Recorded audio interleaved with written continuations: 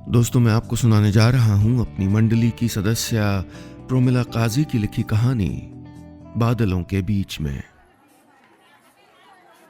फरवरी की नरम मखमली धूप नारंगी गुलाबी शामियानों से छनकर हंसते गाते चेहरों को भिगो रही थी। अजब गहमा गहमी थी हर तरफ। सरसराते सिल्क और वेलवेट में सजी लड़कियां, कुर्ते पैजामे में शरारतें करते लड़के और बड़े बुजुर्गों के ठहाकों से गूंजता फार्म हाउस दुल्हन सा सजा था। ढोलक पर हल्दी मेहंदी के गीत चल रहे थे। हर चेहरा खुश था और हर दिल उत्साह से भरा, लेकिन इन सब से बेखबर मैं सामने लगे डहलिया और पैंजी के रंग बिरंगे फूलों को अपने कैमरा में कैद कर रहा था। मम्मी ने शिकायती लहजे में कहा, क्या अनु, सब डांस कर रहे हो, तुम अकेले फूल पत्तों में अटके हो। चलो वहां सबकी फोटो खींचो। मम्मा रहने दो ना, ये सब मेरे बस का नहीं है, मैंने खींच के कहा। इस बार आए हो तो शादी करके ही भेजूंगी। जितनी जल्दी हो सके दुल्हन खोज लो अपने लिए, वरना मैं खुद ही ढूंढ दूंगी। मम्मी धमकी भरी आवाज में बोल के चली गई। मैं फ्लोरिडा से 4 दिन पहले ही तो लौटा हूँ, लंबी छुट्टी पर हूँ। जानता हूँ इस बार वापस जाने से पहले मुझे शादी तो नहीं, पर शादी के लिए हाँ तो कहनी पड़ेगी। अभी 2 दिन से मम्मी पापा के साथ अपनी कजन पायल की शादी में आया हूँ। पूरे परिवार का आदेश है कि शादी में अपने लिए किसी को ढूंढ ही लूं, लेकिन भला शादियां ऐसे होती हैं, ढूंढ कर, बिना किसी को जाने पहचाने। और पता नहीं क्यों शादी का ख्याल ही मुझे अनमना कर देता था। फोन पे तरह तरह के मुंह बना के सेल्फी लेती। मुझे तो यहाँ हर लड़की एक जैसी लग रही है। मम्मी को नाराज करना भी ठीक नहीं था, सो मैं उठकर भीड़ की तरफ जाने के लिए जैसे ही मुड़ा, किसी से टकराते टकराते बचा। प्याजी रंग की साड़ी में कोई लड़की झुककर अपना क्लच पर्स और फोन उठा रही थी। जब तक मैं उसकी मदद के लिए झुकता, वो खड़ी हो गई। आई एम सॉरी, मैंने उसके चेहरे की तरफ देखते हुए कहा। ओ इट्स ओके, मेरा ही ध्यान कहीं और था, उसने अपने फोन की स्क्रीन पर देखते हुए कहा। अनुराग, मैंने हाथ बढ़ाया। अवनी, उसने मेरे बढ़े हुए हाथ को अनदेखा करते हुए कहा। मेरी आंखें उसके चेहरे पर जम गई थीं। वही चेहरा, वही आंखें और आवाज भी वही। मैं क्या सपना देख रहा था? नहीं नहीं, ये वही थी। मैं इसे पहचानने में गलती नहीं कर सकता। हाँ, उसकी आंखों में पहचान का कोई रंग नहीं था, लेकिन मैं उसे पहचान गया था। जिंदगी एक लंबी खुशी नहीं, बल्कि छोटे छोटे पलों में हासिल हुई छोटी छोटी खुशियों का क्लस्टर है। ये बात मैंने इसी लड़की की वजह से जानी थी।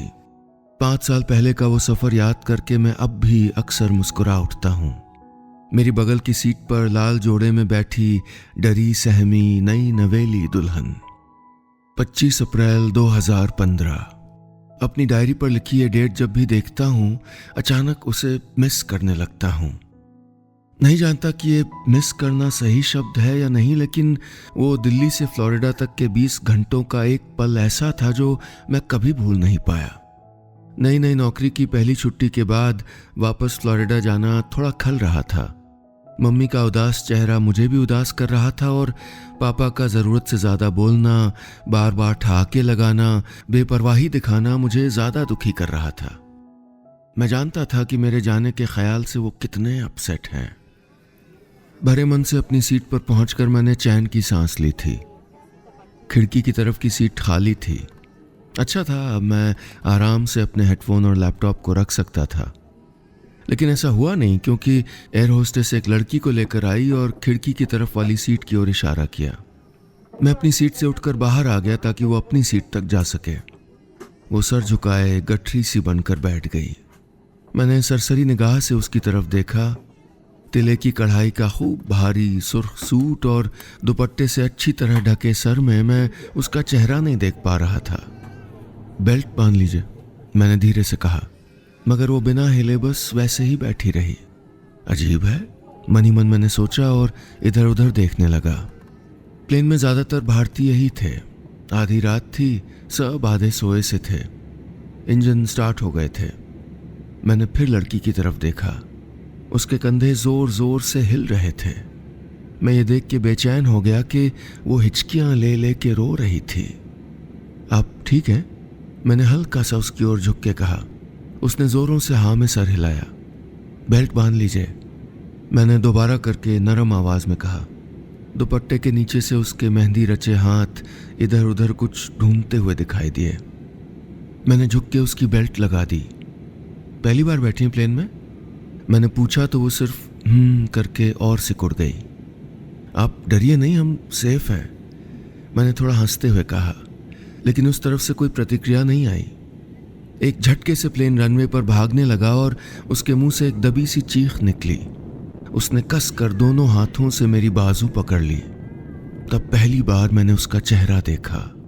मांग में गहरा सिंदूर, कानों में और गले में झिलमिलाते डायमंड्स, माथे पर लाल रंग की बड़ी सी बिंदी, हाथों में लाल चूड़ा। वो 19-20 साल की नई नवेली दुल्हन थी। मेरी नजर उसके डर के मारे लाल हुए गालों पर अटक गई। खूबसूरती वो नहीं होती जिस पर आप कसीदे पढ़ सकें, बल्कि वो होती है जिसको देखकर हम निशब्द हो जाएं, गले से बोल न फूटें। उस लड़की का चेहरा भी कुछ वैसा ही था। मेरी बाजू पकड़े उसके हाथ कांप रहे थे। मैंने धीरे से अपना बायां हाथ उसके दोनों हाथों पर रख दिया। वो वैसे ही आंखें बंद किए मुझे कस कर पकड़े रही। प्लेन ने टेक ऑफ कर लिया था। मैंने अपने हाथ हटाकर उसे आराम से बैठने को कहा। उसने आंख खोलकर मेरी तरफ देखा। गहरी काली आंखें बिल्कुल किसी बच्चे जैसी थीं। Thank you. हौले से सकुचाते हुए उसने मेरी बाजू छोड़ दी। सर से दुपट्टा गिर गया था। उसके जूड़े में बेला के गजरे महक रहे थे। प्लेट में खाना सर्व होने लगा। उसने खाना लेने से इनकार कर दिया, लेकिन मैंने उसके सामने की टेबल खोलकर उसकी ट्रे रख ली। फिर होस्टेस से एक लेमनेड लेकर मैंने उसकी तरफ बढ़ा दिया। पता नहीं क्यों मुझे लगने लगा कि उसका ख्याल रखूं, कि उसे ज़रूरत है किसी पैम्परिंग की। ये लो, पहले ये पी लो। 20 घंटे का सफ़र है, कुछ खाना पीना तो पड़ेगा ना? मन नहीं कर रहा, मम्मा पापा याद आ रहे बहुत। उसकी आंखें फिर भर आईं। मुझे लगा उसके डर को कम करने का एक ही तरीका है, उसे बातों में उलझाए रखना। होता है, मेरे साथ भी ऐसा ही हुआ था, लेकिन मेरे साथ समझाने के लिए कोई नहीं बैठा था। मैं पूरे सफ़र में डर से कांपता रहा था। वो पहली बार खुल के हंसी। कब हुई तुम्हारी शादी? मैंने पूछा। 1 महीना हुआ, हस्बैंड फ्लोरिडा में है, वो हौले से बोली। मैं भी वहीं रहता हूँ, छुट्टी पे घर आया था, मैंने बताया। अच्छा, फ्लोरिडा में ही? उसने मुझे देखते हुए कहा। मुझे लगा जैसे ये सुनकर उसे अच्छा लगा था। अकेले क्यों जा रही हो, वो लेने नहीं आया? मैंने अगला सवाल किया। नहीं, बहुत बिजी रहते हैं, वो थोड़ा उदास होकर बोली। तुम्हारे लिए भी? मैंने छेड़ते हुए पूछा।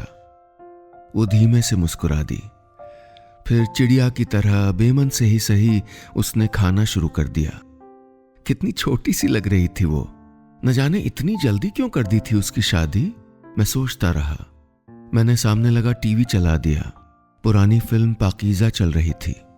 हीरो ट्रेन में सो रही नायिका के खूबसूरत पैरों को देखकर एक कागज पर कुछ लिखकर उसके पांव में फंसा देता है। मैं बेख्याली में उसके पैरों की तरफ देखने लगा। वो अपनी जूतियां उतार कर ऐसे आराम से बैठी थी जैसे घर के काउच पे बैठी हो। डायलॉग सुनकर वो एकदम लाल हो गई और अपने आलता लगे पैर समेट कर बैठ गई। मुझे हंसी आ गई। सुबह होने लगी थी। नींद से मेरी आंखें बंद होने लगी थीं। वो भी खिड़की से टिककर बाहर देख रही थी। मैं तकिया लगाकर सो गया। अचानक हुए शोरगुल से मेरी आंख खुल गई। कैबिन में टर्बुलेंस की सूचना से कई यात्री घबरा गए थे। एयर होस्टेस सबको समझा रही थी। मैंने देखा कि वो लड़की भी आंखें बंद किए अपने दोनों कानों पर हाथ रखे रोते हुए हनुमान चालीसा बुदबुदा रही थी। जहाज बुरी तरह हिलने लगा था। वो अचानक पलटी और मुझसे लिपट गई। बाकी यात्रियों की तरह डरा हुआ मैं भी था, लेकिन उस वक्त उसका डर मुझसे कई गुना बड़ा था। मैंने अपनी दोनों बाहें खोलकर उसे अपने कंधे से टिका लिया। शादी के घर में कहीं ढोल बज रहा था, कहीं डीजे, कहीं कचौड़ियां तली जा रही थीं, कहीं बूंदी छट रही थी, और मैं ये सब छोड़कर एक अकेला कोना पकड़कर बीते दिनों के हवाई सफर में था। उस दिन प्लेन में टर्बुलेंस खत्म हो गई थी, लेकिन मेरे साथ यात्रा करती उस लड़की की घबराहट नहीं। न वो मेरे कंधे से हटी और न ही मैंने अपनी बाहें हटाई। ऐसे ही हम दोनों गहरी नींद में तब तक सोते रहे जब तक कि एयर होस्टेस ने हमको नाश्ते के लिए नहीं जगाया। वो धीरे से मेरे कंधे से हट गई। उसका जूड़ा खुल गया था और उसके लंबे बाल उसकी पीठ पर फैल गए थे। गजरा नीचे गिर गया था। फ्रेश होकर जब वो लौटी तो फिर परेशान सी लग रही थी। मैंने अपने और उसके लिए गर्म कॉफी मंगवाई और हम फिर बातों में उलझ गए। उसके स्कूल कॉलेज की बातें, मेरे बचपन की बातें। मुझे बड़ा अजीब लगा कि अभी उसकी ग्रेजुएशन तक पूरी नहीं हुई थी। इतनी जल्दी क्यों की शादी तुमने? मैंने उससे सीधा सवाल किया।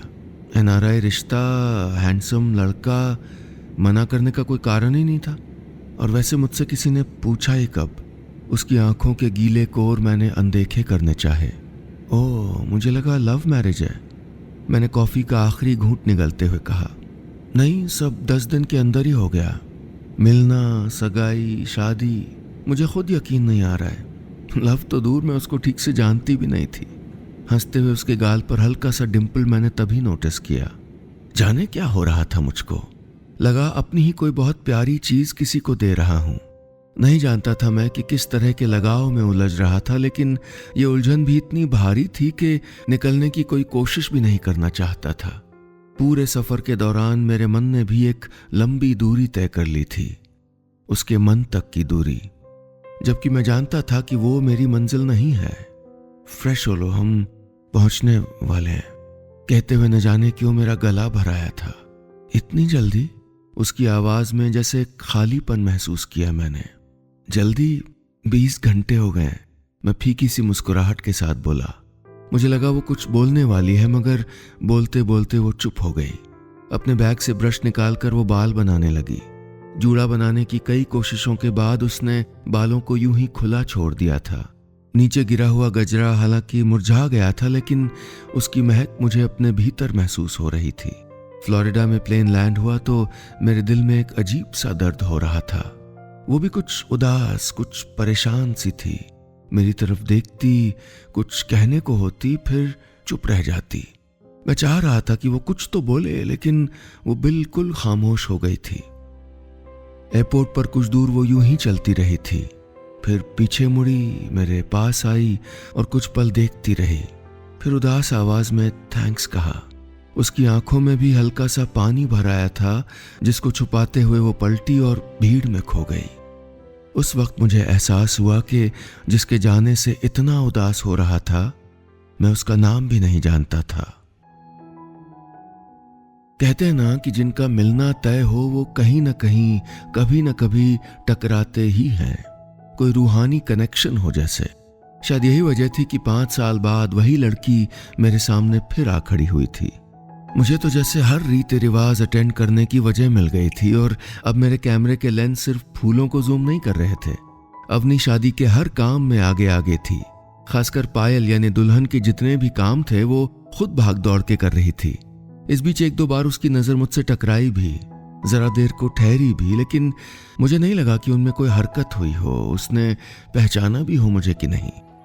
मैंने फूलों की लड़ियां लटकाती अवनी को देखते हुए पायल से पूछा, पक्की दोस्त है तुम्हारी? क्यों? सिर्फ दोस्त नहीं भैया, मेरी होने वाली ननद भी। पायल बोली। प्यारी है। मैं मुस्कुरा के बोला, हाँ सच में बहुत प्यारी है, मगर आप इतना इंटरेस्ट क्यों ले रहे? बात चलाऊं आपकी? पायल खिलखिला के हंसते हुए बोली, शी इज ऑलरेडी मैरिड ना? मैं हैरान रह गया कि पायल ऐसा क्यों कह रही है। नहीं, शादी हुई थी लेकिन अब लीगली डिवोर्स हो गया है।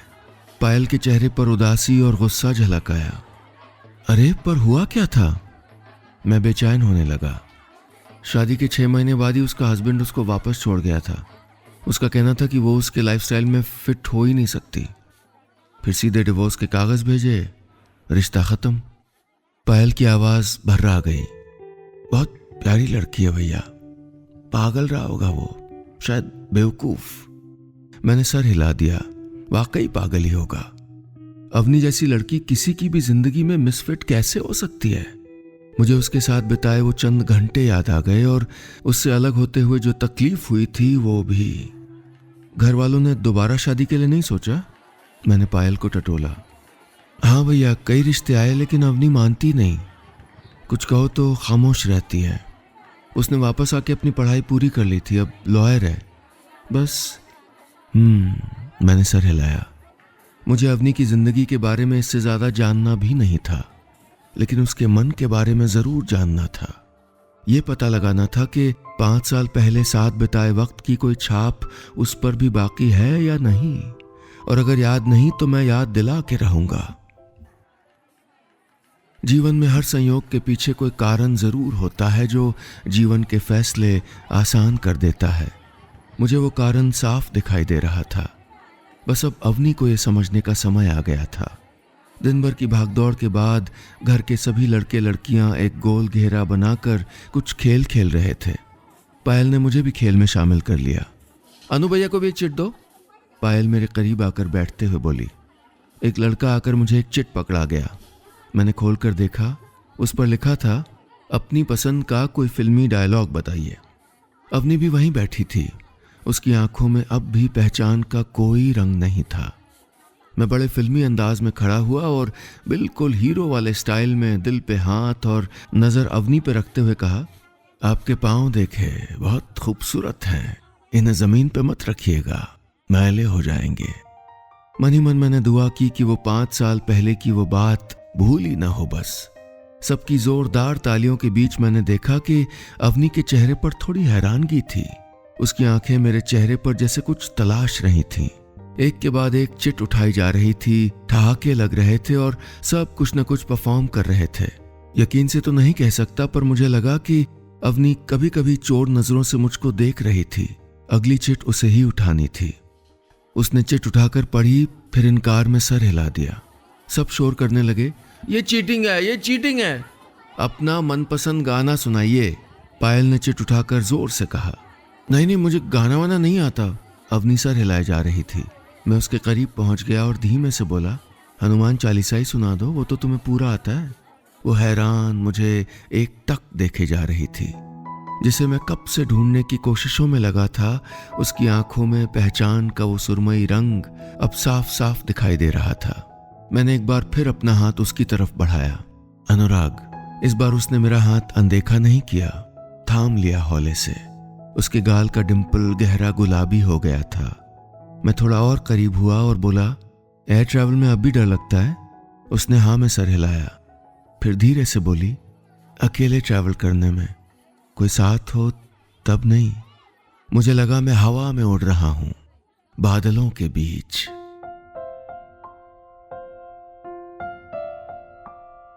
बस इतनी सी थी ये कहानी।